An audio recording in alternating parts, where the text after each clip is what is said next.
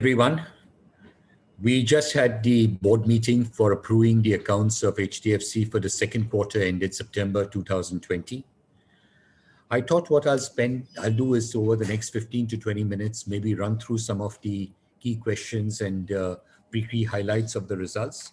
And then maybe if there are a few questions that people want to ask, then I can answer those questions. So we had a very good quarter in terms of growth, and the growth the demand that we saw for housing loans, individual housing loans, was a lot faster, or the pickup was a lot faster than what we had originally envisaged.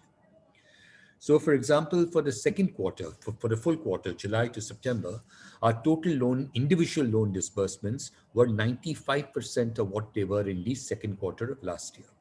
But again, if you break down that month-wise, July, August, September, you'll see that with every passing month, the business kept getting better and better. So for example, for September, our individual loan approvals were higher by 31% compared to September of last year. And our individual loan disbursements were higher by 11% compared to September of last year. October was an even better month, and honestly much better than what we had we had expected. Our loan approvals were higher by as much as 58% compared to October of last year, and our individual loan disbursements were 35% higher than October of last year. But let me add a caveat over here, which is that October of last year, October of 2019, was a relatively weak month.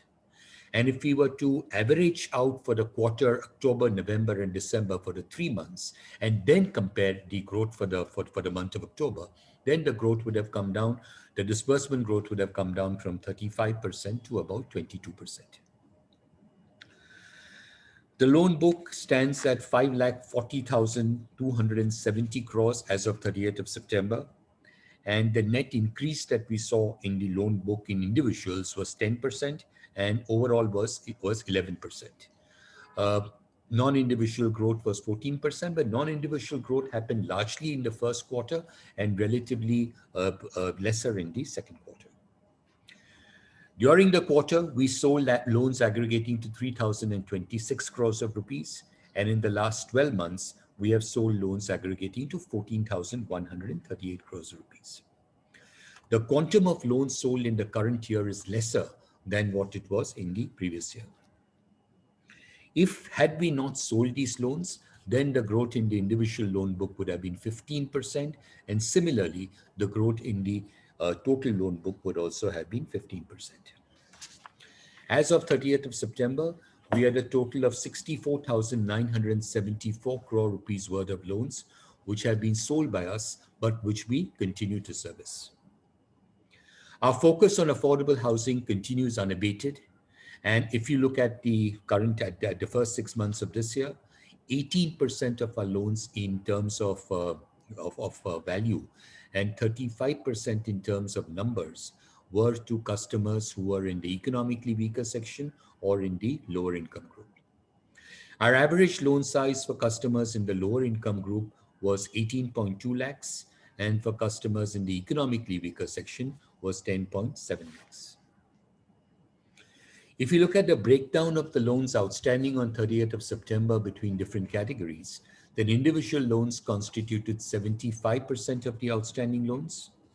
Construction finance constituted 11% of the outstanding loans. Lease rental discounting loans constituted 8% of the outstanding loans, and corporate loans constituted 6%. If, however, we were to look at incremental growth, that is the growth during the quarter, if we take the second quarter, that is September numbers, and then compare it with the June numbers, then 113% of the growth in the loan book came on individual loans, and non-individual loans actually showed a negative 13%. If we take the full 6-month period, then 53% of the growth in the loan book was on individuals, and 47% of the growth in the loan book was on non-individual loans. As we told you before, we continue to hold the investments in our subsidiaries and associate companies at their historical cost, and we do not mark to market or fair value these investments. As of 30th of September, the unrecognized profit or the unrealized gain on our listed investments stood at 1,96,344 crores of rupees. Capital adequacy as of 30th of September stood at 20.7%, which is a combination of 19.5% Tier 1 capital and 1.2% Tier 1 capital. Now, obviously, the capital adequacy numbers have been strengthened or further strengthened by virtue of the capital issue which we had done in the month of August. Non-performing loans in the aggregate stood at 1.81%, and as of March 20, this number has stood at 1.99%.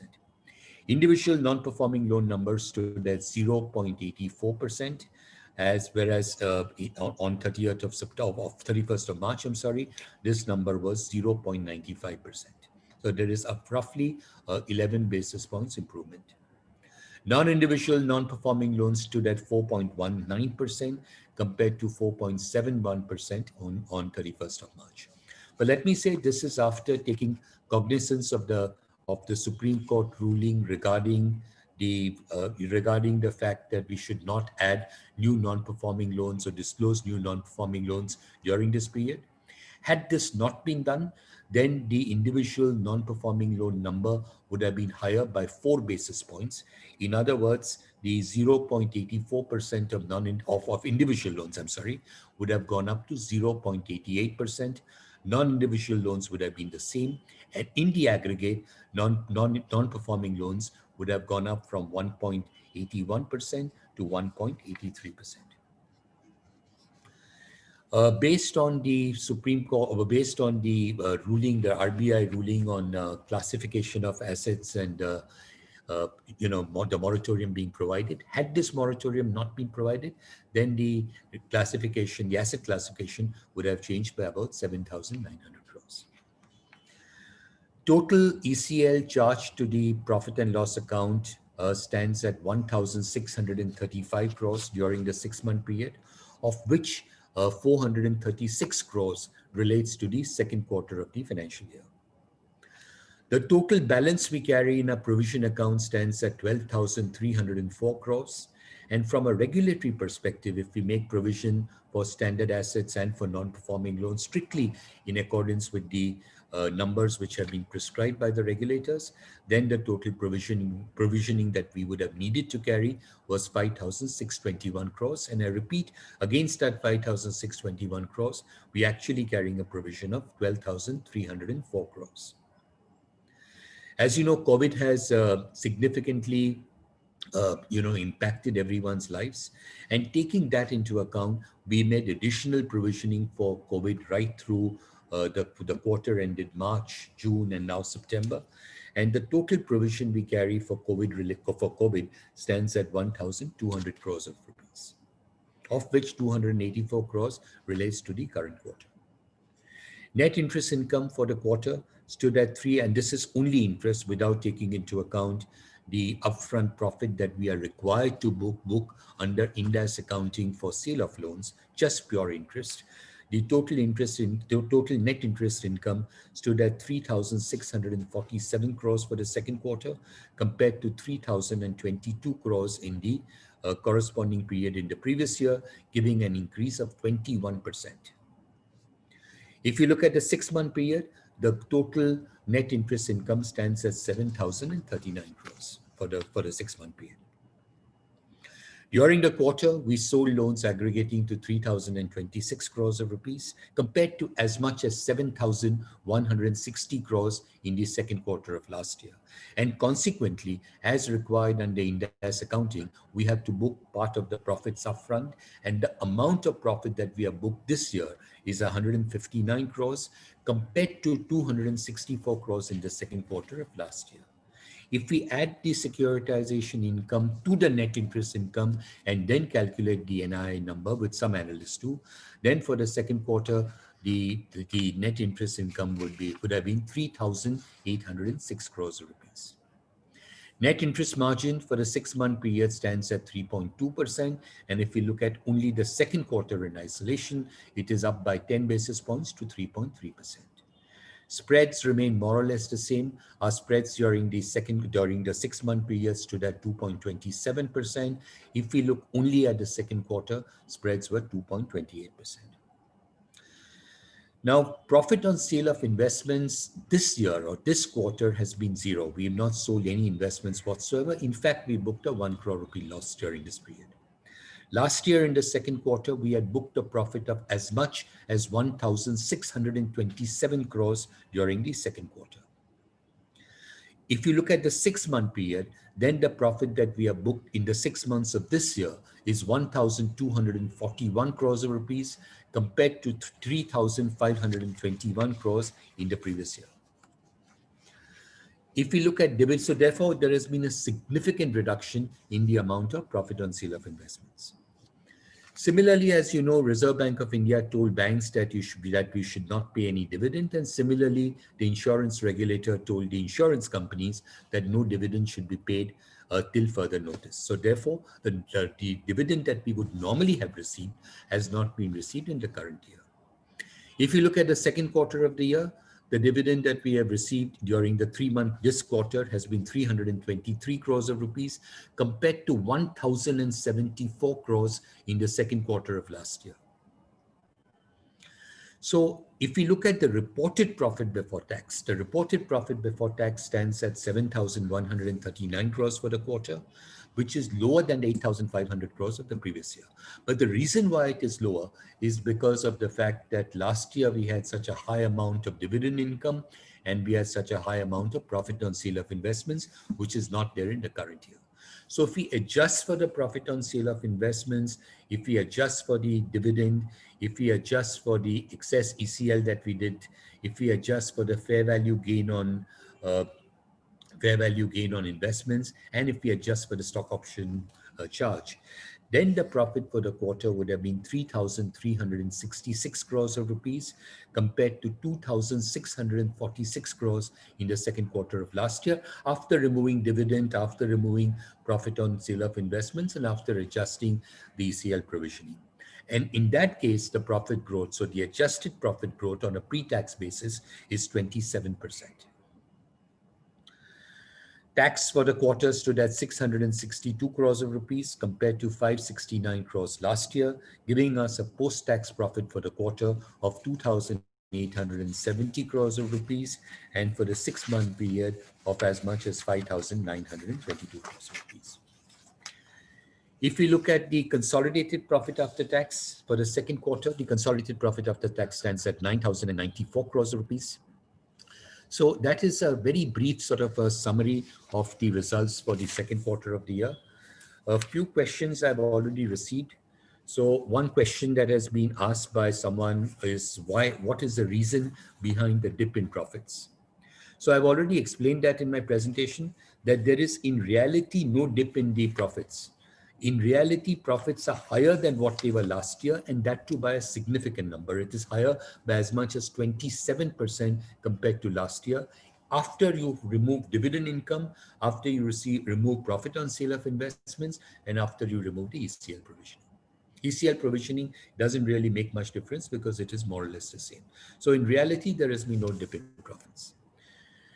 Second question is how has collection efficiency panned out for HDFC in September after the moratorium was lifted? So after the moratorium was lifted, the total collection that we had was 96.3% of what was due. What would be the outlook on growth for the rest of the year? Well, if you ask me honestly, my personal view is that this is really the best time for a person to buy a house for 3 reasons. Firstly, in my view, interest rates are as low as they will get. I personally think that it is very unlikely that there will be further reduction in interest rates from where we are. Secondly, if we look at certain states have given special incentives. For example, the state of Maharashtra, which houses 4 of our branches, Mumbai, Pune, Nagpur, Nasik, has announced a reduction in stamp duty if the property is registered before 31st December. So as against a normal stamp duty of 5%, the stamp duty stands lower to 2%. And the third reason is that in these times, we have seen that many developers, if you go and contact them, they do tend to give some discount on the price that they are offering. So a 3%, 5%, 7% discount to the price is something that we've seen in several cases. So given all of that, my sense is that this is the best time to buy a property, and that is also reflected in the fact that our loan approvals and our loan disbursements for the month of October, which is after all these measures were announced, has been one of the highest we've had. In fact, the disbursements we made for the month of October was the second highest disbursements we have ever made in any month in HDFC's history. So that shows the appetite in the market. And fundamentally, structurally, as I've always said, the demand for housing in India on a long-term basis is always going to be very strong. One is because housing is affordable compared to the average income of a customer. Two, the government has given a lot of incentives for people to buy houses, whether it be fiscal concessions, whether it will be the cash, the CLSS scheme of the government. So there are various incentives which are there. And thirdly, India has a young population. Two-thirds of our population is below 35 years of age. And unlike the West, in India, people do not go to buy a house when they're in their 20s. So the average age of a first-time home buyer in India is about 38 or 39 years. And with two-thirds of the population being below 35 years, what it really means is that two-thirds of the population has not even thought of buying a house.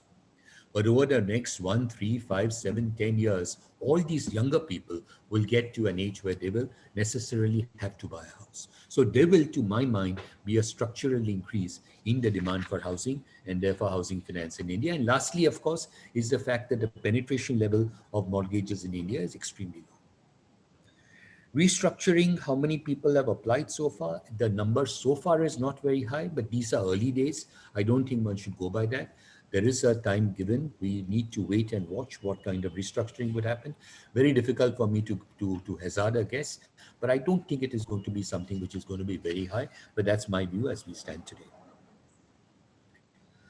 How do you explain the growth in business and trends? I've already talked about growth in business. Margins, well, margins improved during the quarter.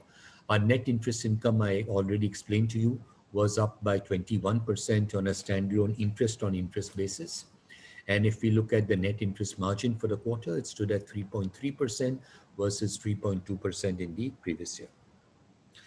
Collections in September also I answered. I told you that after the lockdown was removed, we had a 96.3% collection efficiency. So these are the questions which have been asked. And if there are any further questions, would be happy to take it up later on a one-on-one basis. Thank you very much. Thank you.